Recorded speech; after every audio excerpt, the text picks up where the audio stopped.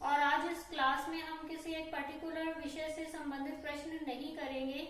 इसमें मैं आप लोगों को अलग अलग कहानी, नाटक, उपन्यास, निबंध, इन सबसे संबंधित प्रश्न पूछूंगी। तो चलिए शुरू करते हैं।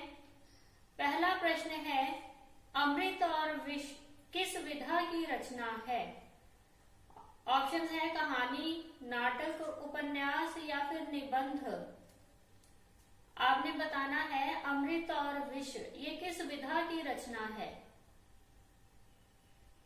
ये कहानी है, नाटक है, उपन्यास है या फिर निबंध है? कौन सी विधा है अमृत और विष की? आप साथ साथ लाइव चैट में अपने उत्तर देते जाइए। तो इसका सही उत्तर जो है वो है उपन्यास। अमृत और विष जो है इसकी रचना अमृतलाल नागर जी ने की थी और 1967 में 1967 में इस रचना के लिए उन्हें साहित्य अकादमी पुरस्कार मिला था। इम्पोर्टेंट है ये। दूसरा प्रश्न आपने बताना है, कौवे और काला पानी ये किस विधा की रचना है? ये कहानी है, नाटक है, काव्य है या उपन्यास है? कौन सी विधा है कौवे और काला पानी? कौवे और काला पानी किस विधा की रचना है? कहानी है, नाटक है, काव्य है या उपन्यास है? सही उत्तर है काव्य। और इसकी रचना जो है वो निर्मल वर्मा जी ने की थी, कौवे और काला पानी। और इसी रचना के लिए निर्मल वर्मा जी को 1985 में 1985 में साहित्य अकादमी पुरस्कार मिला था। अगला प्रश्न आपने बताना है, अनुभव के आकाश में चांद ये रचना किसकी है? अनुभव के आकाश में चांद सुरेंद्र वर्मा द्वारा लिखित है, गिरिराज किशोर या लीलाधर जगूड़ी? किसकी रचना है अनुभव के आकाश में चांद? सुरेंद्र वर्मा जी की है, गिरिराज किशोर या लीलाधर जगूड़ी? किसकी रचना है अनुभव के आकाश में चांद? सही उत्तर है लीलाधर जगूड़ी। और ये जो है एक काव्य है, अनुभव के आकाश में चांद।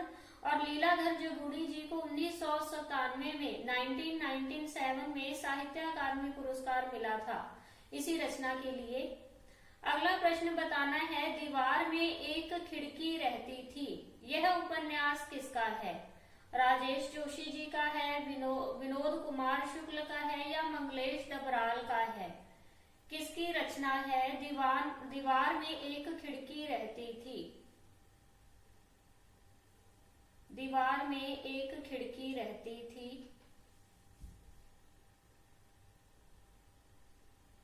तो इसका सही उत्तर जो है वो है विनोद कुमार शुक्ल। इन्हें भी जो है 1999 में 1999 में दीवार में एक खिड़की रहती थी के लिए साहित्य अकादमी पुरस्कार मिला था। अगला प्रश्न है, वे जीव जो निरुद्देश्य जीवन व्यतीत करते हैं और कभी ईश्वर की भक्ति नहीं करते उन्हें किस कोटि में रखा गया है? वो पुष्टि जीव हैं, प्रवाह जीव हैं या मर्यादा जीव हैं? प्रश्न मैं दोबारा दोहरा रही हूँ, वे जीव जो निरुद्देश्य जीवन व्यतीत करते हैं और कभी ईश्वर की भक्ति नहीं करते उन्हें किस कोटि में रखा जा सकता है? वो पुष्टि जीव हैं, प्रवाह जीव हैं या मर्यादा जीव हैं? वे जीव जो निरुद्देश्य जीवन व्यतीत करते हैं और कभी ईश्वर की भक्ति नहीं करते उन्हें किस कोटि में रखा गया है? तो इसका सही उत्तर जो है वो है प्रवाह जीव। अब मैं आप लोगों को पुष्टि जीव और मर्यादा जीव के बारे में भी बता देती हूँ। पुष्टि जीव वो होते हैं जो भगवान की कृपा पर आश्रित रहते हैं। और पुष्टि भक्ति के बारे में पढ़ते हैं, पुष्टि मार्गी भक्ति जो है उसके अंतर्गत भी हम पढ़ते हैं कि पुष्टि का अर्थ जो है वो पोषण तदनुग्रह माना गया है। पोषण तदनुग्रह मतलब भगवान का अनुग्रह हो, जिस पर भगवान की कृपा हो। और मर्यादा जीव के अंतर्गत वो जीव आ जाते हैं जो वेदों का अध्ययन करते हैं और सत्य को समझने वाले होते हैं, उन्हें मर्यादा जीव की कोटि में रखा गया है। अगला प्रश्न है, नारी नियति और नारी स्थिति की सेंसिबिलिटी और रियलिटी की बात किस कहानी में हुई है? दो बांके कहानी में, रोज कहानी में या गुल की बन्नों में? कौन सी ऐसी कहानी है जिसमें नारी नियति और नारी स्थिति की सेंसिबिलिटी एवं रियलिटी की बात की गई है? नारी नियति और नारी स्थिति की सेंसिबिलिटी एवं रियलिटी की बात। तो इसका सही उत्तर जो है वो है रोज कहानी। रोज कहानी जो है वो अज्ञे जी द्वारा लिखित है। अगला प्रश्न है, मध्य वर्गीय युवा पीढ़ी की सबलताओं, दुर्बलताओं, नैतिकता का चित्रण किस उपन्यास में हुआ है? ठेठ हिंदी का ठाठ उपन्यास में, परीक्षा गुरु या कायाकल्प में? कौन सा उपन्यास है जिसमें मध्य वर्गीय युवा पीढ़ी की सबलताओं, दुर्बलताओं, नैतिकता का चित्रण हुआ है? बहुत ही प्रसिद्ध उपन्यास है। तो इसका सही उत्तर जो है वो है परीक्षा गुरु, और ये लाला श्रीनिवास दास द्वारा लिखित है, परीक्षा गुरु।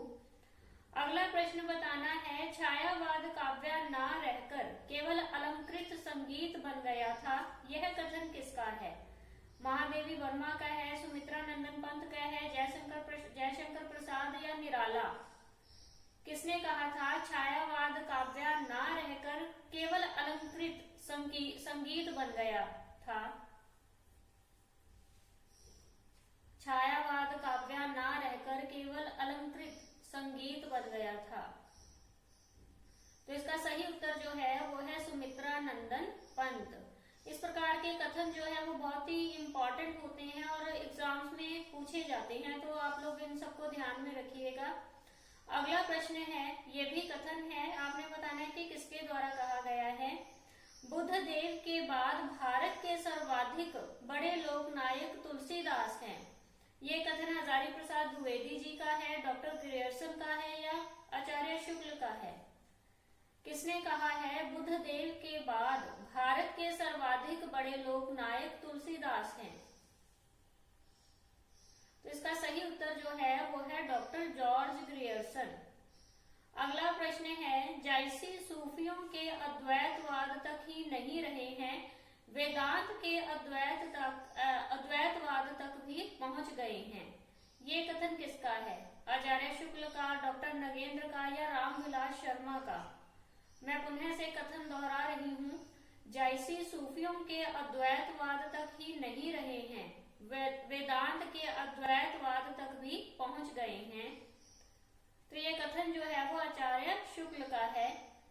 अगला प्रश्न है, ये पंक्तियां हैं, आपने बतानी है कि किसकी हैं। काव्य पंक्तियां हैं। मुझे भ्रम होता है कि प्रत्येक पत्थर में चमकता हीरा है, हर एक छाती में आत्मा अधीरा है। ये मैथिली शरण गुप्त जी की पंक्तियां हैं, मुक्ति बोध की हैं या अज्ञे की हैं? किसकी पंक्तियां हैं? मुझे भ्रम होता है कि प्रत्येक पत्थर में चमकता हीरा है, हर एक छाती में आत्मा अधीरा है। तो सही उत्तर जो है वो है मुक्ति बोध। और ये पंक्तियां जो है वो इनकी रचना है चांद का मुंह टेढ़ा है, उसकी पंक्तियां हैं। अगला प्रश्न है, ये भी काव्य पंक्तियां हैं और बताना है आपने किसके द्वारा रचित हैं। कई दिनों तक चूल्हा रोया, चक्की रही उदास, कई दिनों तक कानी कुतिया, सोई उसके पास। किसकी है ये पंक्तियां?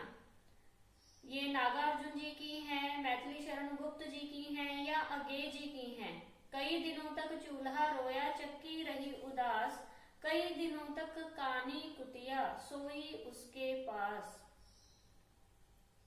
सही उत्तर है नागार्जुन। और ये पंक्तियां जो है अकाल और उसके बाद कविता से ली गई हैं।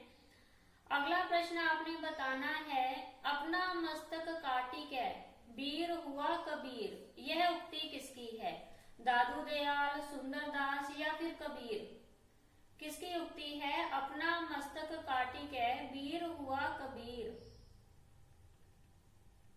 सही उत्तर है दादू दयाल। अगला प्रश्न है, नैया बिच नदिया डूबती जाए, यह उक्ति किसकी है? नैया बिच नदिया डूबती जाए, कबीरदास की है, रैदास की है या फिर सूरदास जी की है? नैया बिच नदिया डूबती जाए, नैया बिच नदिया डूबती जाए। सही उत्तर है कबीरदास। अगला है प्रभु जी तुम चंदन हम पानी, यह पंक्ति किसकी है? रविदास जी की है, रैदास की है या सुंदरदास की है? किसकी पंक्ति है प्रभु जी तुम चंदन हम पानी? सही उत्तर है रैदास, रैदास जी की पंक्ति है ये। अगला प्रश्न आपने बताना है नदी के द्वीप उपन्यास के लेखक कौन है? मुक्तिबोध हैं, अगेय हैं या दिनकर हैं? किसके द्वारा लिखित है उपन्यास नदी के द्वीप? तो इसका सही उत्तर जो है वो है अगेय। अगला प्रश्न है स्मृति लेखा किस विधा की रचना है? ये उपन्यास है, एकांकी है, संस्मरण है या फिर जीवनी है? स्मृति लेखा किस विधा की रचना है? उपन्यास है, एकांकी है, संस्मरण है या फिर जीवनी है?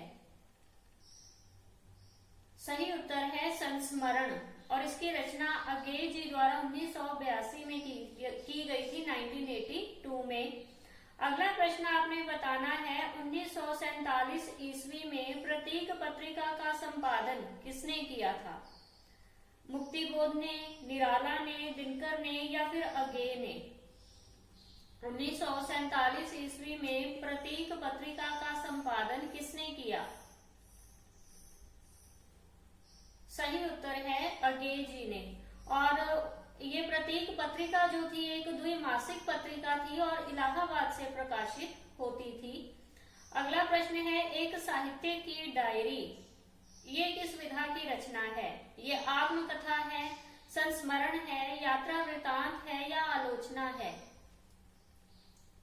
एक साहित्य की डायरी, एक साहित्य की डायरी किस विधा की रचना है? आत्मकथा है, संस्मरण है, यात्रा वृतांत है या आलोचना है? तो इसका सही उत्तर जो है वो है आलोचना। और ये रचना जो है ये मुक्तिबोध जी की है, जिसका प्रकाशन 25 जून 2000 को हुआ था। अगला प्रश्न है कल्याणी उपन्यास के रचयिता कौन है? कल्याणी उपन्यास के रचयिता कौन है?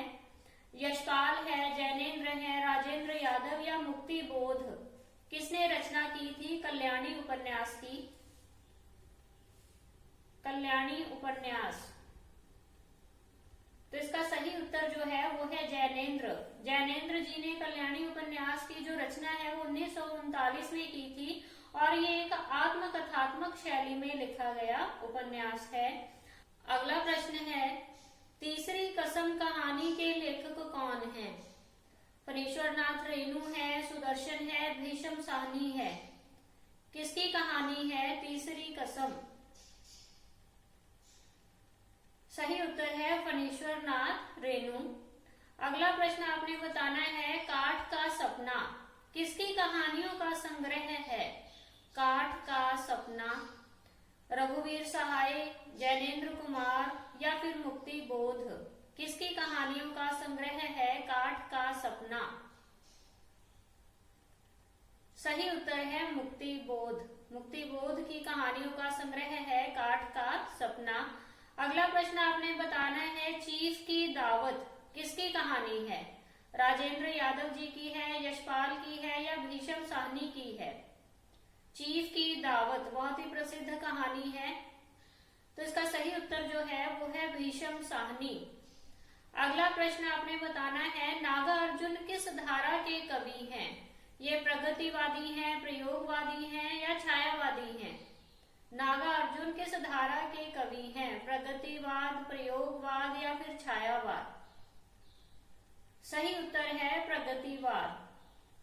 अगला प्रश्न है जाग मछंदर गोरख आया, ये उपन्यास किसके द्वारा लिखित है?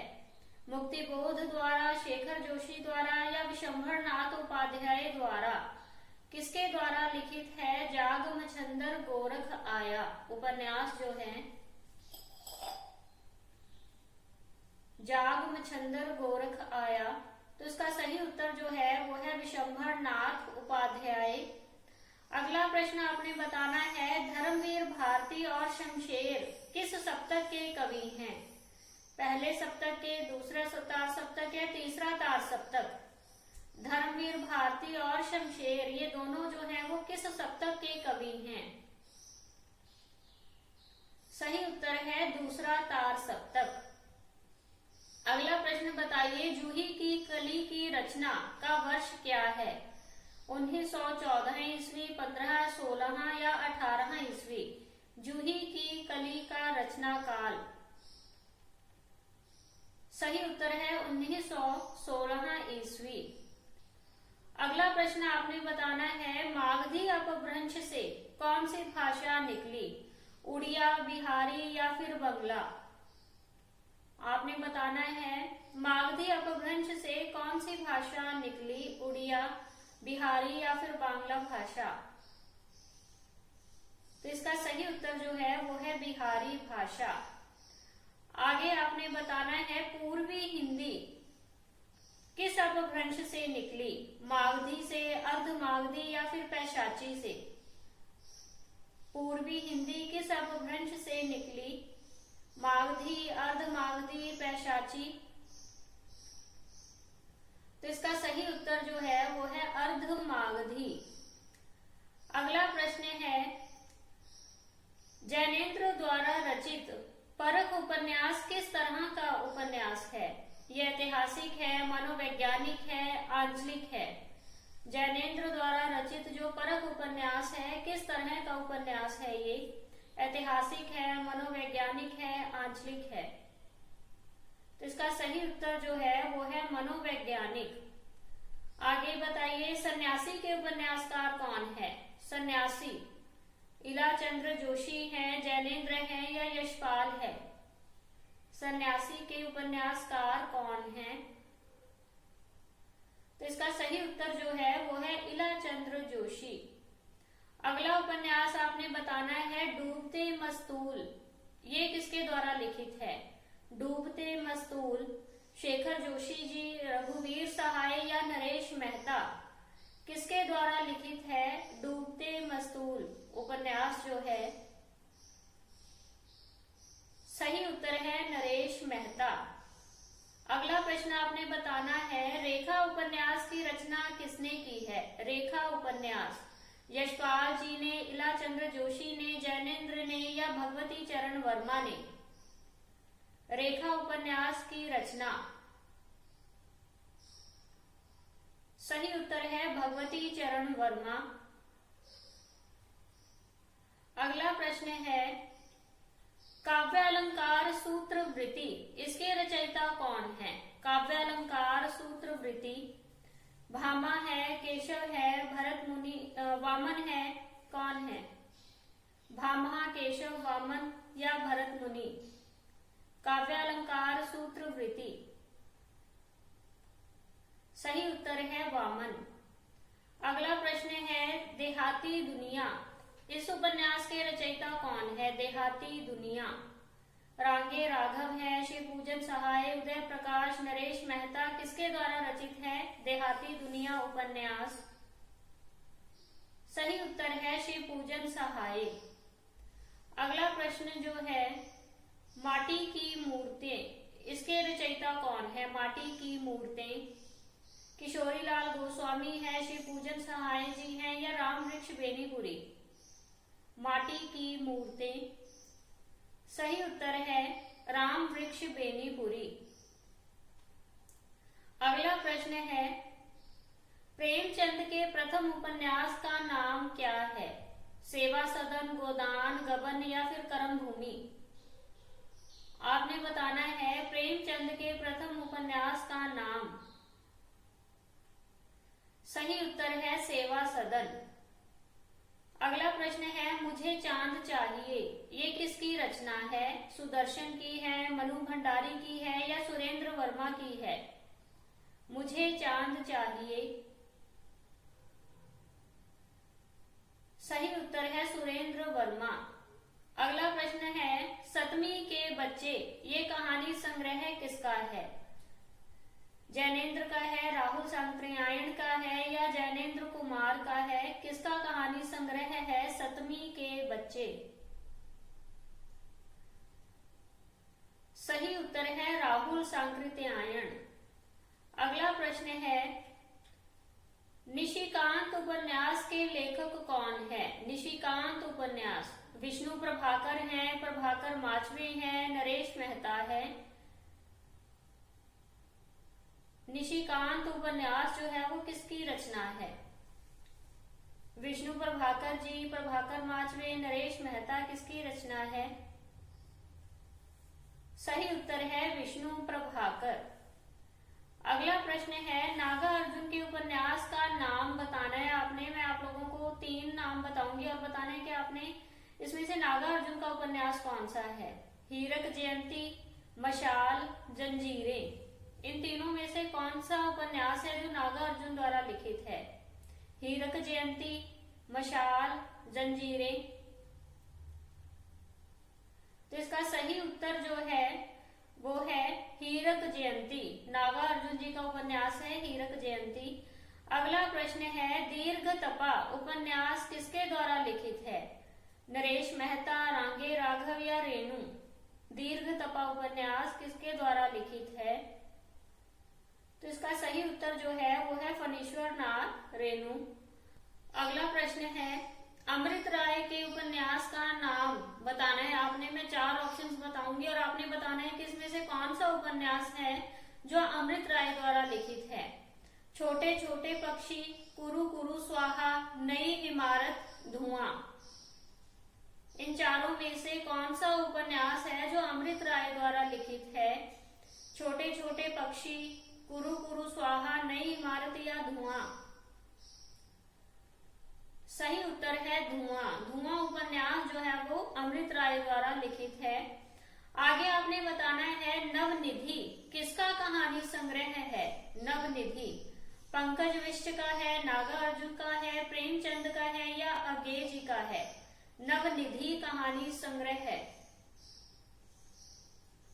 तो इसका सही उत्तर जो है वो है प्रेमचंद। आगे आपने बताना है, संगीनों का साया किसका काव्य संग्रह है? संगीनों का साया प्रभाकर माचवे का है, राहुल सांकृत्यायन का है, यशपाल का है? किसका है काव्य संग्रह संगीनों का साया? सही उत्तर है प्रभाकर माचवे। प्रभाकर माचवे जी का है संगीनों का साया। अगला प्रश्न है, सियाराम शरण गुप्त की रचना बतानी है आपने। 4 ऑप्शंस बोलूंगी और उसमें से आपने बताना है कि कौन सी ऐसी रचना है जो सियाराम शरण गुप्त द्वारा लिखित है। रसिक रहस्य, मौर्य विजय, विष्णुप्रिया, स्वदेश संगीत। कौन सी रचना है जो सियाराम शरण गुप्त की है? रसिक रहस्य, विष्णुप्रिया, स्वदेश संगीत, मौर्य विजय? तो इसका सही उत्तर जो है वो है मौर्य विजय। मौर्य विजय सियाराम शरण गुप्त की रचना है। आगे आपने बताना है, वीर क्षत्राणी किसकी रचना है? वीर क्षत्राणी देवी प्रसाद पूर्ण जी की है, सियाराम शरण गुप्त की है या लाला भगवान देव? किसके द्वारा लिखित है वीर क्षत्राणी? तो इसका सही उत्तर जो है वो है लाला भगवान दीन। अगला प्रश्न है, महामानव प्रबंध काव्य किसने लिखा? गुरु भक्त सिंह ने, मैथिली शरण गुप्त ने या ठाकुर प्रसाद सिंह ने? किसके द्वारा लिखित है महामानव प्रबंध काव्य? सही उत्तर है ठाकुर प्रसाद सिंह। ठाकुर प्रसाद सिंह जी का प्रबंध काव्य है महामानव। आगे आपने बताना है, छायावाद पर किसका प्रभाव है? द्वैतवाद का है, अद्वैतवाद का है या मार्क्सवाद का है? किसका प्रभाव है छायावाद पर? द्वैतवाद, अद्वैतवाद या फिर मार्क्सवाद? तो छायावाद पर जो प्रभाव है वो अद्वैतवाद का है, छायावाद पर प्रभाव। आगे आपने बताना है, भारतीय आत्मा किसे कहा जाता है? दिनकर को, प्रसाद को, माखनलाल चतुर्वेदी को? भारतीय आत्मा। तो इसका सही उत्तर जो है वो है माखनलाल चतुर्वेदी। अगला प्रश्न है, उच्छ्वास काव्य संग्रह किसका है? उच्छ्वास काव्य संग्रह है। प्रसाद जी का है, निराला का है, महादेवी वर्मा या फिर सुमित्रा नंदन पंत? उच्छ्वास काव्य संग्रह है। तो इसका सही उत्तर जो है वो है सुमित्रा नंदन पंत। आगे आपने बताना है रजत शिखर और शिल्पी किसके द्वारा लिखे गए हैं? रजत शिखर और शिल्पी निराला द्वारा, प्रसाद द्वारा या पंत द्वारा? रजत शिखर और शिल्पी। तो इसका सही उत्तर जो है वो है सुमित्रा नंदन पंत। अगला प्रश्न है, बच्चन जी की प्रमुख काव्य कृति कौन सी है? ये 4 ऑप्शंस होंगे, उसमें से आपने बताना है कि बच्चन जी की कौन सी रचना है। अभिशाप, चित्राधार, महाराणा का महत्व या निशा निमंत्रण? बच्चन जी की प्रमुख काव्य कृति चारों में से कौन सी है? अभिशाप है, चित्राधार है, महाराणा का महत्व है या निशा निमंत्रण है? तो इसका सही उत्तर जो है वो है निशा निमंत्रण। आगे बताना है, सृजना के क्षण किसका प्रमुख काव्य है? सृजना के क्षण मुक्तिबोध जी का है, अज्ञेय का है या दिनकर का है? किसका काव्य है सृजना के क्षण? तो इसका सही उत्तर जो है वो है अज्ञेय। आज हम इतने ही प्रश्न करेंगे और आप लोगों ने वीडियो को लाइक जरूर करना है और साथ ही साथ अपने कमेंट देकर फीडबैक जरूर देनी है। धन्यवाद।